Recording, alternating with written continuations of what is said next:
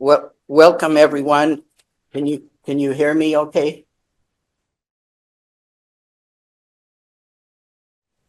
Welcome to What is and What was Yiddishland. Our speaker today is Jana Mazurkiewicz Meisarosh, who is a PhD candidate in the Slavic Department at the University of Michigan, Ann Arbor. She is working on her dissertation on Yiddish Theater in Communist Warsaw. Originally from Poland, Jana holds a Master of Arts degree in Polish Philology and Jewish Studies from the University of Warsaw. Jana is not only a practicing academic, but also an active theater artist and critic. She is an actor, director, playwright, and producer of Yiddish Theater. In October 2017, she moved to San Diego and launched the Yiddish Arts and Academics Association of North America, YAAANA, with a lot of A's. And now, here's our speaker, Jana.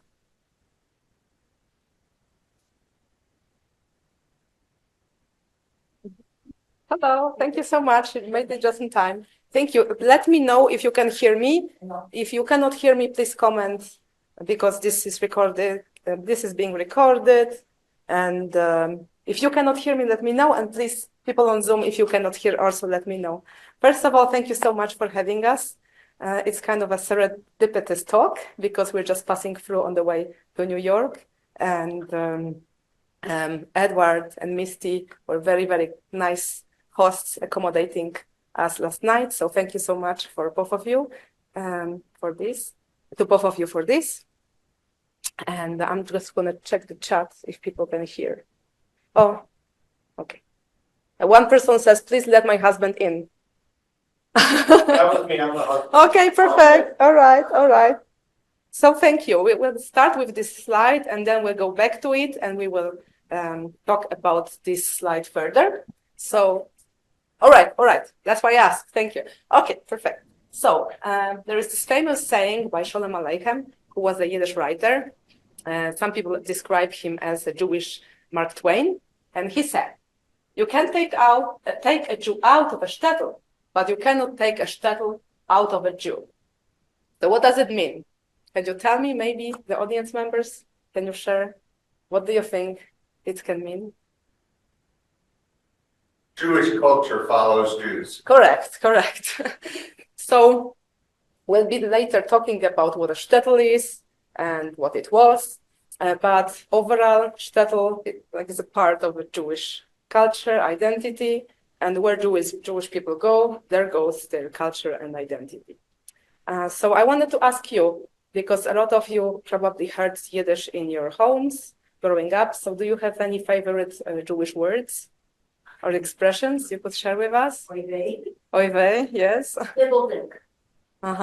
Very nice. My first Yiddish word. Oh, really? Did you learn it at home growing up? Or? I asked my father to teach me Yiddish, and he said, okay, here's your first word. It means nauseous. Yes. That's an interesting choice. Do you have anything, Edward? Yes. So literally means don't bang on my teapot. Don't bother me. Teapot. Yiddish has a lot of expressions that have to do with teapots and tea and being warm, because of course it prevailed in cold places. So don't bang on my teapot, it means don't bother me.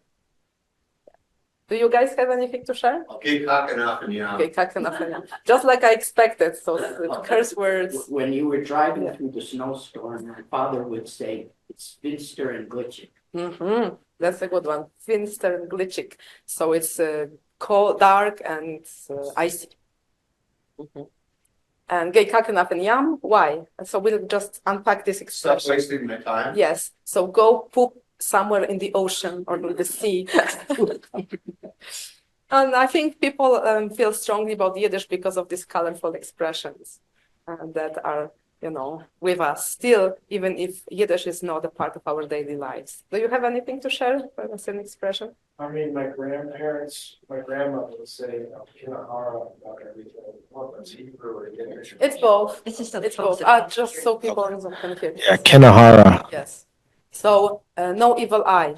So basically, it's a part of Slavic culture too.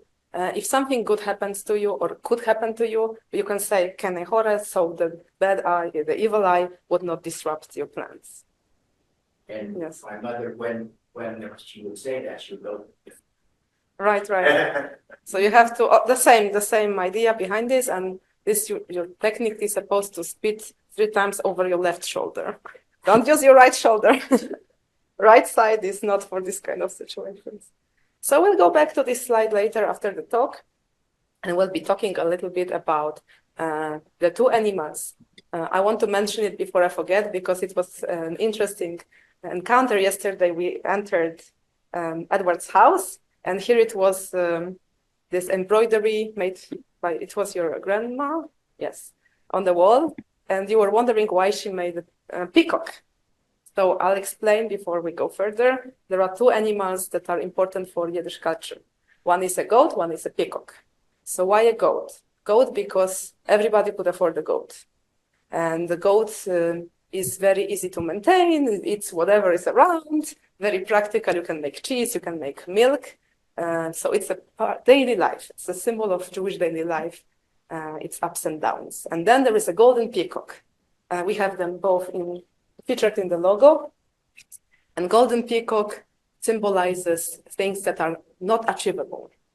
Poetry, theater, our imagination.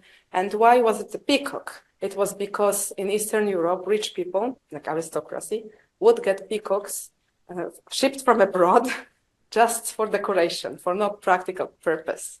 So that's why we have these 2 animals that symbolize completely different things. One, daily life, practicality, and purpose, and the other one, decoration, magic, poetry, theater. And these are the 2 animals important in Yiddish culture. And when you dig deeper, you're going to see them everywhere. There you go. Okay, so let's talk a little bit about Yiddish itself. What is Yiddish? So some people say that Yiddish sounds like bad German. It's not bad German, but it sounds like it because it was, it's a Germanic language. So it belongs to that family of languages. And it's a fusion language. What it means, it fuses, like it brings together different linguistic elements from different languages, brings them together. There are languages like that. Romanian, for example, is a similar language. So when it comes to Yiddish, it really acquired a lot of different linguistical elements because Jewish people were traveling, were constantly in motion. So whichever country they happened to be in, this language influenced Yiddish. So at the beginning, it was Hebrew, Aramaic, and Slavic languages. Right now, when you go to Brooklyn, you're going to hear also a lot of English in Yiddish. And then if you go to Israel, there'll be a lot of Hebrew in Yiddish. French, a lot of French. French, we're going to talk about French very, very soon. So where was Yiddish born? It was not born in Poland, like some people think. I was born in Poland. But it was born in Alsace. So that was, maybe I'll go to the next slide. This region of the world on the border of France and Germany. And this is a region where actually people still speak Yiddish, this old Yiddish. If you go to little towns, you'll hear very strangely sounding Yiddish because this is ancient Yiddish from the 11th century. And the oldest dialect that influenced Yiddish was actually French, old French dialect called Laaz. And the oldest word that we know of is chulent. It comes from this Laaz dialect, and it means cook long. Too long. So that's the one word that we know is the oldest, we think it's the oldest word in Yiddish. Yes, so let's go back here. Who speaks Yiddish nowadays? So as you know, ultra-Orthodox people speak Yiddish because they don't like to change their habits, and Yiddish is a part of their daily practices, right? Their education, etc. And on the other hand, you have the young generations, scholars, people who either don't practice religion that much or they don't practice at all. And there is also a growing group of non-Jewish people learning Yiddish, which maybe we'll talk about it later, why they choose to do so. So let's go. So this is an important part of Yiddish history. Why Jewish people ended up in Poland and Russia, since we saw on the previous slide, they were in Alsace, right? They were in Germany and France, and they had pretty good lives there at the beginning of the history. What happened, what really changed history for Jewish people of that region was this Black Death. So you know yourself how the pandemic has changed our life tremendously. Imagine back then, 14th century, what happened is all of a sudden people started dying. And Jewish people were not dying as much as non-Jewish people. So what happened is Jews were accused that they poisoned the wells of non-Jewish people, and they were expelled. France, Germany, they were just told, get out of here. And they went to Eastern Europe. And what happened in Eastern Europe? So what happened in Eastern Europe is that we had different rulers. And there were some challenges that these countries were facing. What the challenges were is we had peasants, and we had aristocracy and ruling class, and nobody in between. So certain rulers, if they were smart, and there were some smart rulers at the moment, they noticed that they could use this big wave of refugees to be something like a middle class. So they didn't want to deal with peasants. It was unpleasant to deal with peasants, and yet they relied on the peasants, right, for food and services. So basically, some rulers in Eastern Europe used Jewish people as middle class, so they could, tavern keepers and bankers of that era, and all kinds of service providers, merchants, etc. So here comes the term Yiddishland. When Jewish people moved to Eastern Europe, they formed this Yiddishland. So that term Yiddishland was only formed later by Max Weinreich. He was a famous scholar from Romania who lived and worked in America, and he was very, very interested in researching Yiddish culture. And he used this term to describe this part of the world where Yiddish was very widely spoken. And that was until, of course, the World War II. So here you see images of these shtetls, of these little towns where Jewish people were settled. And we have to emphasize, Jewish people did not commonly live in villages, like we think from Fiddler on the Roof. These were small towns. So right now, also, maybe you heard in Italy, the governments are selling houses for $1 because nobody wants to live in small towns. It was a similar situation back then. So when the refugees came, they were settled in these smaller towns to kind of revitalize them, to bring life back to them. And they did. As you know, there is a long history of shtetls, Jewish settlements in these small towns. But we shouldn't confuse it with villages, because most Jewish people didn't know much about farming. They were not farmers. They were just like intermediary between farmers and aristocracy, kings, queens, etc. So speaking of kings and queens, we have these two major rulers. One ruler of Poland. You know about Queen Esther, this legend, story, has many shapes and forms, not only the one we know from Purim, but also very strongly in Polish history. There is this image of Queen Esther, who actually existed in the 14th century, in the time when Casimir the Great was ruling Poland. She was the king's favorite mistress, and around the time she was so influential, he built her a whole huge house in the market square in the main part of the town, and he loved her so much, that's what the story says, that Jewish people were given a lot of privileges in that time in Poland. So he's one of these rulers who were really, really good for the Jewish people. And some of you have been to Krakow, to the Jewish Quarter. And if you haven't been, you will be, I know you'll be traveling there. So you'll see the Jewish Quarter was booming back then in that time. And that was, they say, thanks to this Esther figure. That was 14th century. Yes. And it's Poland, so we talk about things many, many years ago every day.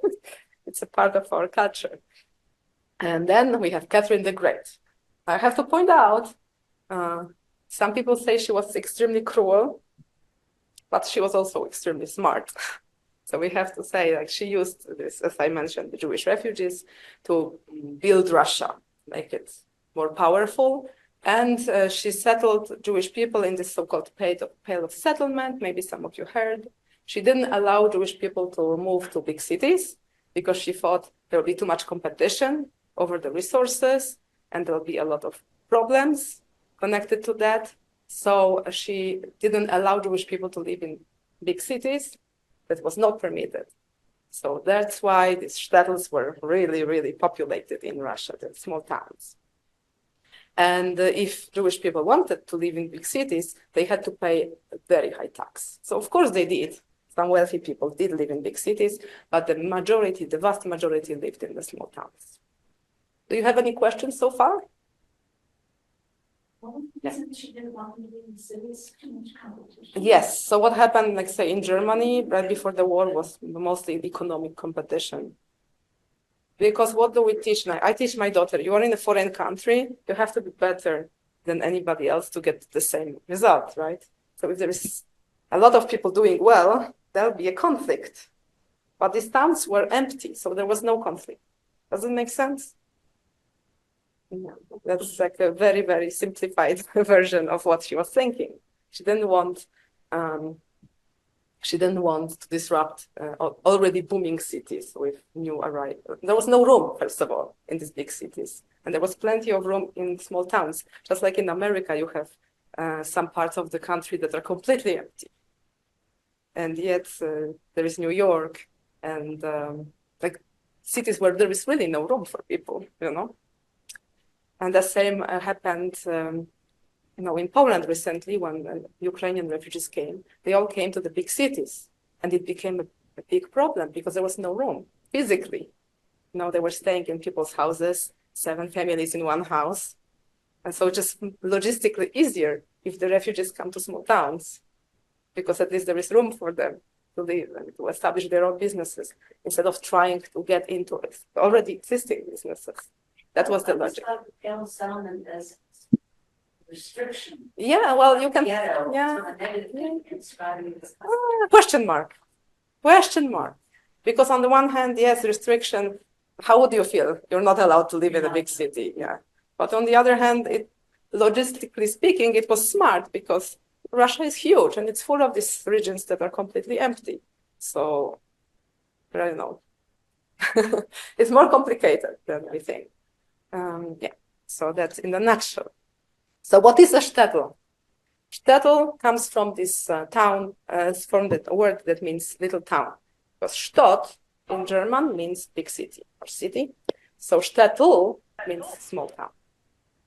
And as you know, maybe from images by Chagall and other painters, it just became so important in Jewish identity and arts and culture. When you look at Chagall's paintings, you see these shtetls, and you see how life worked and lived and looked like in the shtetls. So I wanted to go to contemporary times because what's going on with this legacy of Yiddish? And there was a time in American history when I think some people were a little ashamed of it, especially newcomers, because they were told, at their homes to speak English, because otherwise they would not assimilate easily, and there would be problem getting jobs and being comfortable in life. So there was a time in American history, I think, when Yiddish was disappearing for that reason. I'm not American, I might be interpreting it wrongly, but I think every culture, every country had the same problem with Jewish people striving to keep their identity, but also trying to make it in the new country, right? Getting assimilated and all of that. So a lot of organizations right now, and people of my age are creating them. We're trying to bring Yiddish back somehow to our daily life, if not the language itself, because that's very hard, at least the culture and cultural components that maybe our parents did not transmit to us, because it's called the phenomenon of third generation. First generation, the grandparents, right? They talk to the parents, to my generation, to the parents a little bit in Yiddish, but then the parents, and there was no, it's like the chain is broken in one way or another. And there are lots of people who are in my boat, when I was growing up. I studied Jewish studies, but there was no Yiddish there. And I felt weirdly about it, because I would go out on the street in Poland and I would see Yiddish signs still, and there was a lot of Yiddishkeit there, still, even, after the war. And we didn't have any connection to that. We lost it. So now I think there are a lot of emerging organizations and initiatives to bring it back somehow. So we have, in San Diego and now globally, one of these initiatives that we organize, and it's called the Yiddish Arts and Academics Association of North America. And I'll just tell you a little bit about the organization. So it's a secular nonprofit organization, and the whole purpose is to bring scholars and artists together to promote Yiddish culture. We started in San Diego, but now really we want to be more global, especially in the post-pandemic world. We want to make sure to reach as many communities as possible. Now, I personally studied Yiddish in academia, and it was a different approach, because we were focused on some little nuances of Yiddish, how to pronounce this word and that word. And then you got out of academia, you go to a Jewish world, and people maybe my age, younger, they don't even know what Yiddish.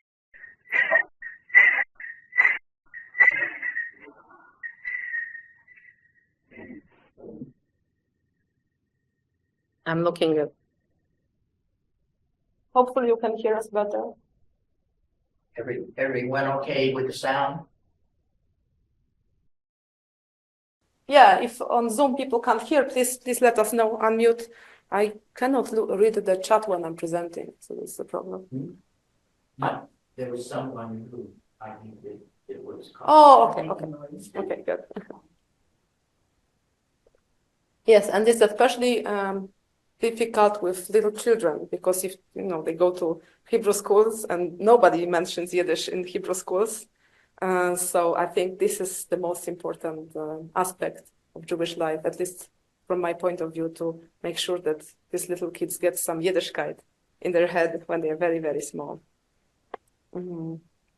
Yes, so what are the ways that we can promote Yiddish grassroots, not only in terms of our generation or your generation, my generation, but also for future generations, and also to make non-Jewish people aware of this beautiful culture. So there are kind of out-of-the-box ways that we were thinking of in our organization. One is through paintings, because a lot of people know Chagall, right? But there are other painters who could be promoted. We have a big collection of hundreds of paintings. For instance, of Seymour Rosenthal. Seymour Rosenthal lived in the Bronx, and he lived in the Bronx in the 70s. That era I was talking about, where when people thought Yiddish might just disappear completely, because American Jewish people were getting assimilated so strongly, they kind of forgot their Yiddishkeit. And he was painting a pickle lady, the bagel lady, the seltzer man, and all these trades and professions he thought they would disappear. And sure enough, now good luck, it's kind of hard to, like when I was growing up, we had the pickle lady still, with the barrel and everything. So I hope it will come back at some point. The small business and these trades will come back, but he portrays them in his paintings. And each of these paintings, you can talk about it for hours on end. Another painter is Jan Lebenstein. Very interesting figure, because he survived Holocaust, and then he was very vocally anti-communist in Poland. So he had to escape to France, and then thanks to that, he was not killed. And then thanks to that also, if you make it in Paris, you make it everywhere in terms of the arts. So he became so famous because of his anti-communist attitudes.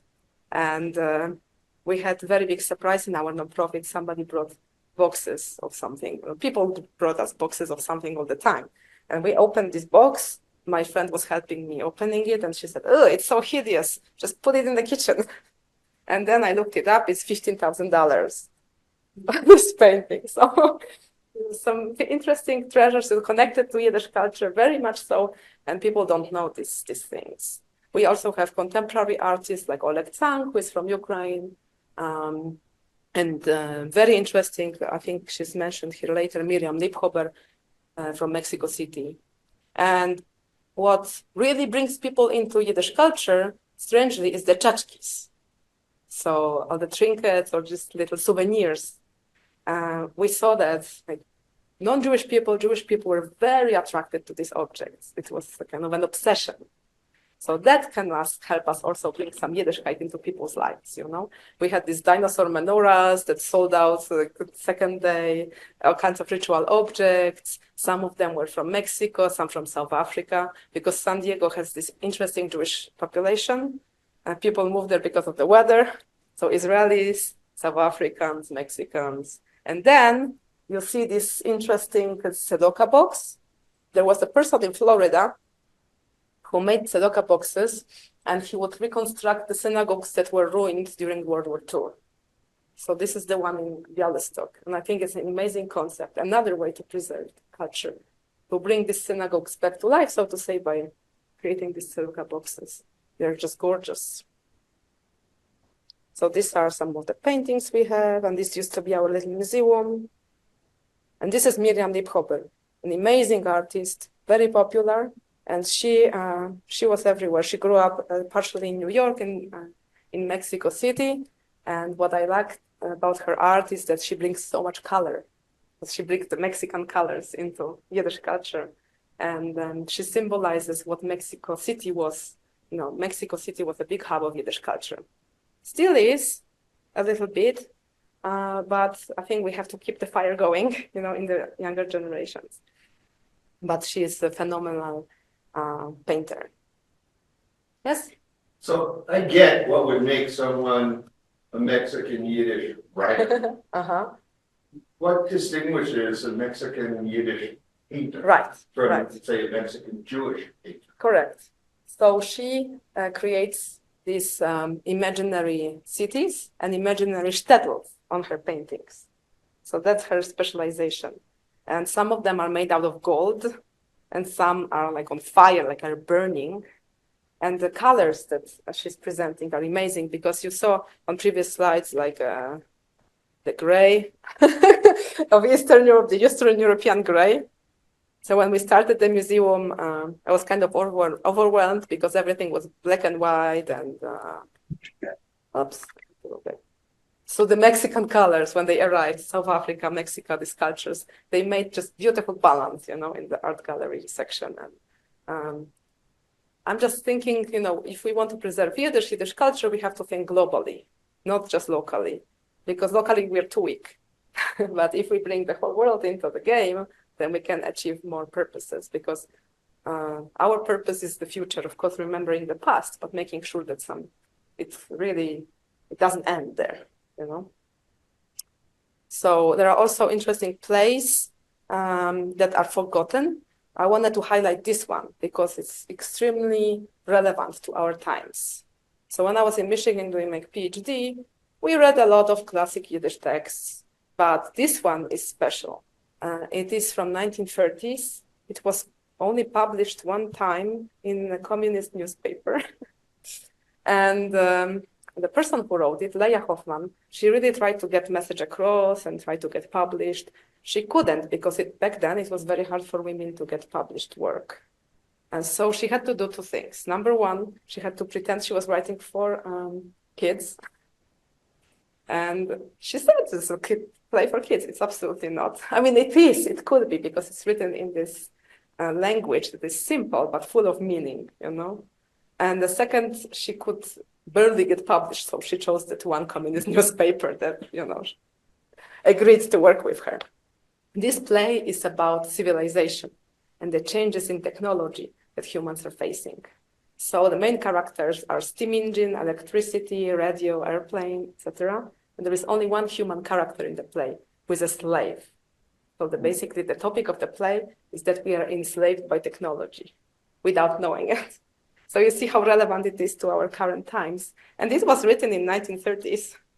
So this is a play that we often read and talk about because it's something very, very special. And we picture, Yiddish writing as Fiddler on the Roof, right? But we don't remember these authors because it was hard for them to get their message across, especially in those times, right before the war. And so we also have klezmer concerts, open mics. People love Yiddish comedy, Yiddish humor. Theater is a very strong tradition. I worked personally in the Yiddish Theater of Warsaw. That's why my dissertation topic is how it survived, because it was created in 1911 and it's still going until now. That's kind of a phenomenon that how is it possible they survived the war, they survived the communism. In a nutshell, the directors of the theater were sure, they tried to make sure to make connections with every single politician representing any single political party that they could get a hold of. So they made connections on the left, they made connections on the right. So then when you had, a left taking the power, there would be, okay. If the right wing was taking power, they would be okay. And of course, during the war, they were not in Poland. They were hiding in the Soviet Union and barely surviving, but they did survive, the managers of the theater. And then after the war, they came back to Poland. And this is a fact that people don't really know much, that post-war Poland was excellent if you were like a Yiddish writer or an actor or any kind of educator, because they thought Yiddish was the secular language of the Jews. They didn't like the Hebrew. They didn't like Israel, but they loved Yiddish as kind of language that has nothing to do with religion. So they promoted it heavily until 1968. And this is a big question mark in history. What happened in 1968? All of a sudden, this famous Polish politician, Gomułka, he said, okay, bye Jews, it's a nice run, but bye, get out of here. And we don't know what happened. Did he get some orders from Moscow? All these people with their great Yiddish jobs, they were asked to leave. And it was a very, very tragic moment in Polish history and really, truly the end of this era of Yiddish culture. And then slowly, but surely it's getting resurrected, so to say, But it's an uphill battle because most people left. They left mostly to Sweden. Sweden opened the door, and now Yiddish is one of the official languages of Sweden because of Polish Jews escaping in 1968. And of course, they left to Israel. I remember my grandma said all of her friends left. She was the only one who didn't leave. And there was one guy in this Yiddish theater who said, I'm staying because this will pass. 2 weeks, everybody will forget about it. And surely enough, yes, 2 weeks, and he can still run his theater. But we still don't know what happened in 1968, why this decision came, and from whom exactly. Was it the Polish Communist Party? Was it Moscow? We don't know. But it was definitely had to do with the war in Israel in 1967. Yeah, do you want to comment on that? Yeah, but it definitely had to do with that. That's all we know. This is still under investigation. So what can we do? What kind of activities can we do to promote Yiddish culture? As I mentioned, language classes. But language classes is kind of, just for the chosen ones. Whoever wants to learn will learn. Majority of people will not learn. So what is popular is open mics, holiday celebrations. Some people want birthday celebrations in Yiddish. So there are some grandmas and grandpas who want, somebody to come and sing happy birthday to them in Yiddish. And this is something that really brings joy to their lives. We also get a lot of postcards, documents that people want to translate that are written in Yiddish. Sometimes it's written in such horrible handwriting. It takes hours upon hours to decipher. But this is something very precious that people bring, and there are interesting stories. One lady told us, I didn't know my grandpa cursed so much because there's some whole letter full of curses. He clearly didn't like the person. So they're learning their family history in a new way. People bring videos of their relatives with testimonies. And it's just very, very interesting. And what I wanted to emphasize that it has to be global. It really has to be a global effort. Yeah. So long-term plans. What is this Yiddishland project? Because I didn't explain that yet. So the idea is that nonprofit alone will not go far enough. In terms of, it's a struggle to have a nonprofit organization, even if it's not the Yiddish one. So what can be done in the future to preserve Yiddish further? We noticed when we were in San Diego, we were getting a big kind of influx of people who were just tourists in the area, and they came to check us out. And we don't think that way, but sometimes somebody would come and they had a college roommate who was Jewish, so they came in, hey, I want to learn more about this, I like this person so much, I want to learn more about their culture. And we got some, my daughter's friends from school who were Chinese or Indian, and they really wanted to learn, and they didn't want to leave the place because in a lot of museums, art galleries, kids are not welcomed, right? It's adult zone. Because we welcomed kids, they would just spend hours looking at the paintings and asking, what is this chala? What is this candlestick? And I think that was the most important part of our activities, that the kids, we could educate them when they were 5, 6. And I think it could also help us fight anti-Semitism in a big way, because if they get early introduction, nice introduction to Jewish culture, hopefully it's gonna last. Hopefully.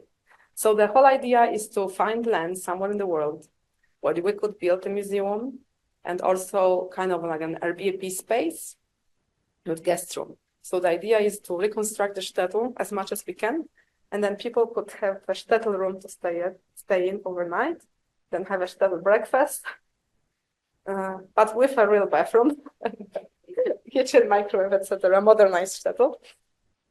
So then we could also accommodate artists, interns, guest speakers, etc., in that community. And in the low season, when tourists are not coming, it could be like a museum. So each room would be a museum room. Mm-hmm. I'm sorry, and this is in San Diego. We're looking for land right now. Could be anywhere. Could be anywhere. I think at this point, in the post-pandemic world, it doesn't matter. We don't have to go necessarily where there is a big Jewish population. Because usually, what we found in our travels, big Jewish population is in these big cities that are really overpriced. So that's mission impossible. And then you have these struggles to pay the rent. There are so many Yiddish songs. Oh, I can't pay the rent. I can't pay the... You don't want that. It has to be cheaper. It has to be accessible and not so dependent on these grants and because investors, all of that. So as independent as humanly possible. How much will India do? Well, we'll see. So, I'm gonna actually present. We want 6 guest rooms. So that could go up, it could go like this, depending on and then we would need like a kind of gathering space. I think weddings could be a good money maker, right? Birthday parties, klezmer concerts. So it depends really where in the world. Where we live now is Mexico, and there is some land around us that is available. But in Mexico specifically, people don't really build high rises, right? It's more spread out. So depends on the country, on the region, on the zoning. We lived in California. It was impossible to do anything because of the zoning.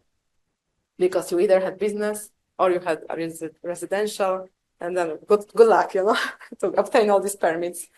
Yes. Can you connection with the Yiddish Folk Center? We have some connections. Space like Yiddish. The microphone is, Pos- the microphone. I was asking about the Yiddish Book Center. Is that a possibility of a place where you could do your programming?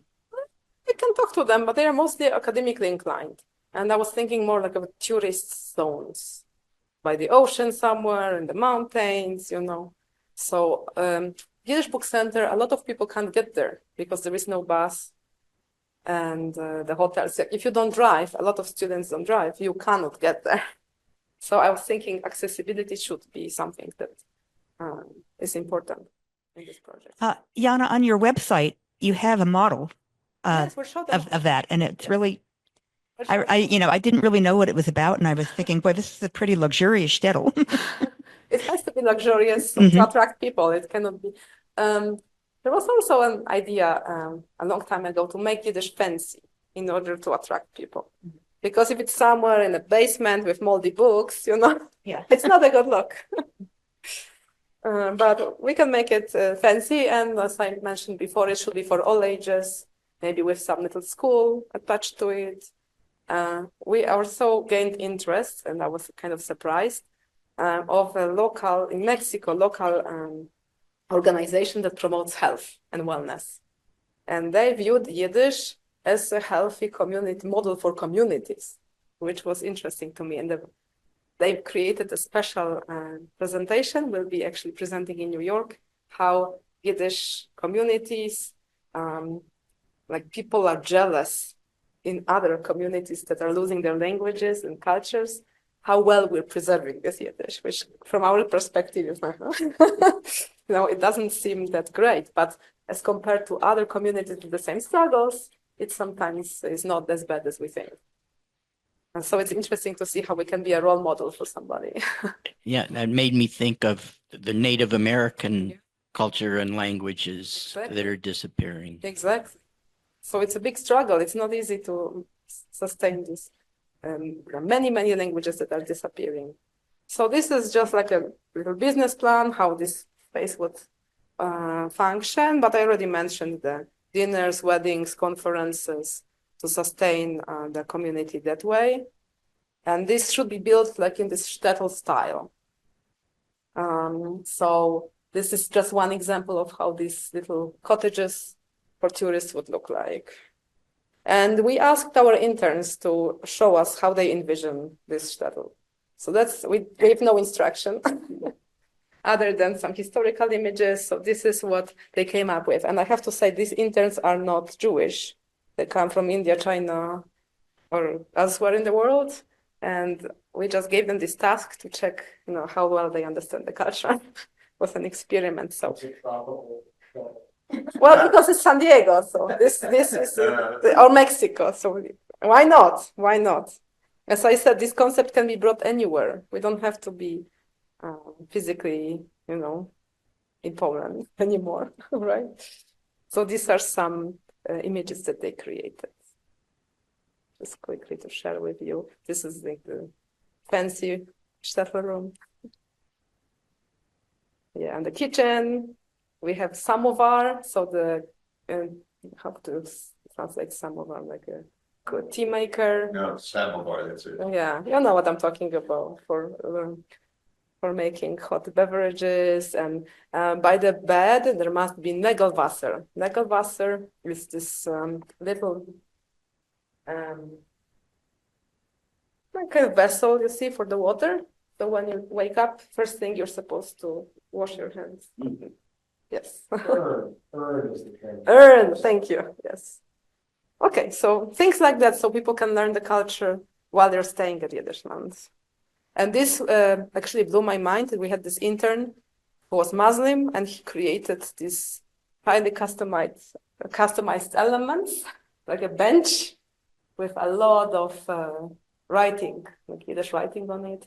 And he analyzed the colors and analyzed all kinds of elements of Yiddish culture. As you see here, I'm not going to spend much time, but he did spend much time on this project. And I'm going to show you what he did with, look, it's pretty amazing.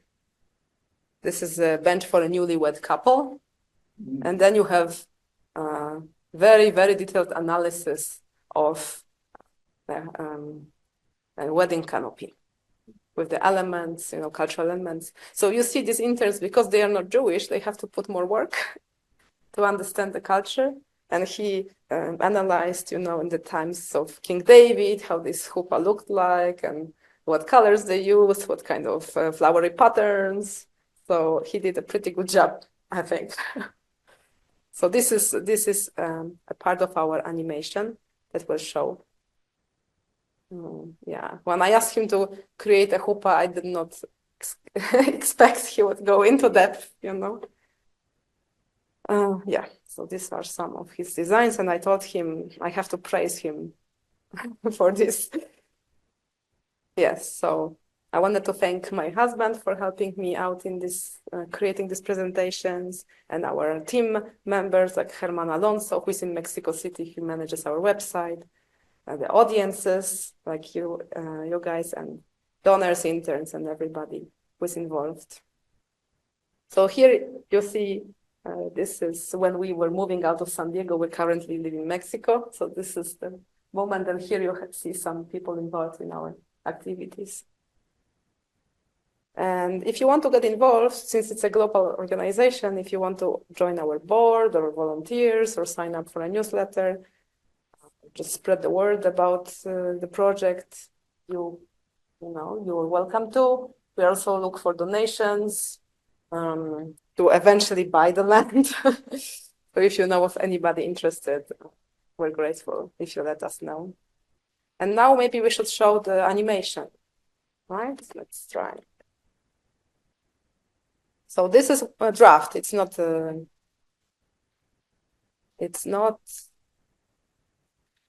ready version. We're still working on it. 1, 2, 3, wir heben und aufs Nei, ohne das Stress, wir machen sich ein Nest, Hanna du See, a Städtel sind noch See, in Jelsan, beim stillen Okean.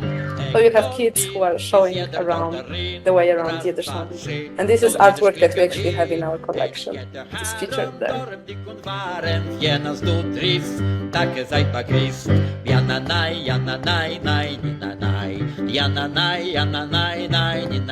You see, kids are important, so there are kids all over the place. The animation animals too. 1, 2, 3, Haverim kommt da rein, Jux, Kax, Köln, ne Kujem wird a Cholem, 1, 2, 3, a Städtele, a Scheins, Ichi Nisan, beim stillen Okean. Hat Stein, Schalosch, wir reden ma Meloschen, 1, 2, 3, nur Schmues und Versteh. Etsch geht der Haare, Meiref, dick und Warem, Jens, Divitris, Danke, seid begrüßt. Jana, nein, Jana, nein, nein, na, nein, Jana, nein, Jana, nein, nein, na, nein, Jana, nein, Jana, nein, nein, na, nein, nein, nein, nein, wir heben aufs Nei, 1, 2, 3, wir nehmen sich die Nie, 1, 2, Stress, wir leben in Progress, Mek your Quirek, a Städtel on a Neck, 3, 2, 1, beim stillen Okean, Jech, du drin, ist jeder Sprach darin, 1, 2, 3, wir singt und schreit, Hurra! California is warm, raz, 2, 3, Community with a stage and a wedding venue. We had a big challenge with the wedding couple because we wanted to showcase them in traditional costumes. But all these are interns who study architecture and 3D design who created the presentation, and the presentation actively is fighting anything traditional. So we had to build this postmodern shtetl and then age it bit by bit. And with this wedding couple, it just doesn't want to do it. It wants to put people in contemporary clothes and all of that. So it's funny how you fight the robots constantly. Well, that's the project. Thank you so much. I hope it was interesting. Thank you. Do you have any other questions, or? No, we took some questions during the talk, unless people on Zoom have questions. I have a question. What do you think of the Joyce of Yiddish book? Oh, that's my airplane book. So I read it on the airplane. And read it on the airplane? Yes, it's something that is very, very useful, and it's an introduction for people. It's very well written. So a lot of Yiddish publications or publications on Yiddish, contemporary ones, like mass-produced, based on ChatGPT or I don't know, Google, and not reliable, but this book is reliable. And anybody can read it, from people who know Yiddish, to people who are fluent in Yiddish and want to dig deeper. So it's a very well-written book. I recommend it to everybody. There are so many publications out there you don't want to read because there are so many mistakes, and then people learn things, not in the right way. So ChatGPT or Google are not always the right tools, in terms of these niche cultures. Sometimes it's not accurate at all. Okay, thank you. Thank you very much. Wonderful. It's great.